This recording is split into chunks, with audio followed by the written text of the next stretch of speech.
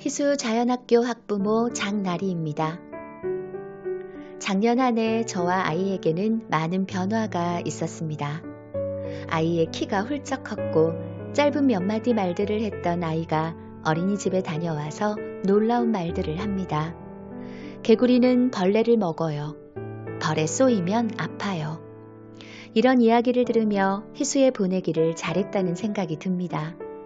아이 한 명 한 명을 사랑과 존중으로 대하는 곳이라 생각합니다. 작년은 저희 아이뿐 아니라 저에게도 많은 변화가 있었습니다. 오늘 그 변화를 여러분과 나누고자 합니다. 바로 제가 아리엘반에서 참여했던 부모 나비라는 독서 모임입니다. 제가 겪은 많은 변화 중에서 크게 4가지를 여러분과 함께 나누고 싶습니다. 첫 번째, 독서량 증진. 부모 나비 전에 저는 육아로 몸과 마음이 많이 지쳐 있었습니다. 육아는 생각보다 체력적으로 힘들었고 매일 늦는 남편이 원망스러웠고 나 자신은 없는 것 같은 복잡한 생각들이 있었습니다. 책을 읽을 시간도 마음의 여유도 없었습니다. 1년 동안 5권 읽은 책이 전부였습니다.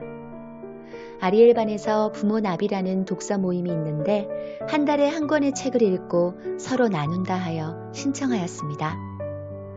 부모 나비에 참여하고부터 현재 매달 평균 5권, 1년이면 60권의 책을 읽고 있습니다.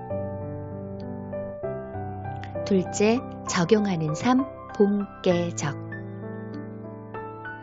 이전에 책을 읽을 때와는 다른 방법이 있는데 본께적이라는 독서법입니다.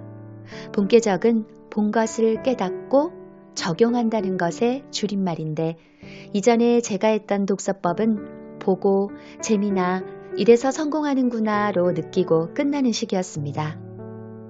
읽기로 끝났던 독서가 아리엘 부모 나비에서 본께적을 만나고 내 삶에 적용하는 구체적인 계획을 세우니 삶이 변화하기 시작했습니다. 최근에는 어쩌다 도구라는 책을 읽고 물건의 정위치 찾기와 불필요한 물건 100개를 버리기를 적용하고 있습니다. 셋째, 나눔의 시간. 다른 이의 눈으로도 볼 수 있는 기회입니다. 저도 처음에 부모 나비에서 독서 나눔을 할 때 어색하고 이상했습니다. 왜 이렇게 책에다 줄을 긋고 소리내어 읽지? 남들과 책을 읽고 생각을 나누는 것뿐 아니라 책을 읽는 것부터 불편했습니다.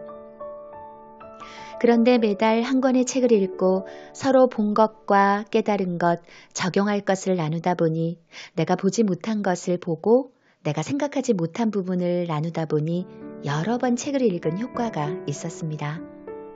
책 나눔뿐 아니라 교제하며 서로의 육아 고민 및 인생 고민을 나누다 보니 마음의 치유를 얻는 것 같은 기분이 들었습니다. 넷째, 자존감 회복. 책을 통해 잃었던 자존감이 올라갔습니다. 독서를 통해 작년보다 성장해 있는 나를 느낍니다. 마음의 여유가 생기고 외적인 자극에 덜 예민해졌으며 마음의 평안을 찾고 남편을 원망만 하던 마음이 감사함으로 바뀌었습니다. 책을 통해 나의 자존감이 올라간 것 같습니다. 작년에 부모 나비에서 읽었던 자존감 수업이라는 책에 한 구절이 있습니다. 자존감을 회복하면 오히려 자신의 허물을 인정하고 받아들인다. 못난 그대로의 자신을 인정하고 발전할 수 있는 에너지도 갖출 수 있다. 이렇게 책은 나의 문제 요인을 외부에서 찾는 것 대신에 나의 내면의 힘을 키워주고 강해지게 해주었습니다.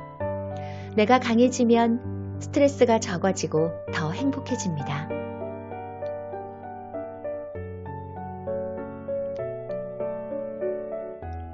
저는 특별함이 없는 평범한 엄마입니다. 하지만 책을 통해 어제보다 나은 내가 될 수 있다는 것을 경험을 통해 느끼게 되었습니다.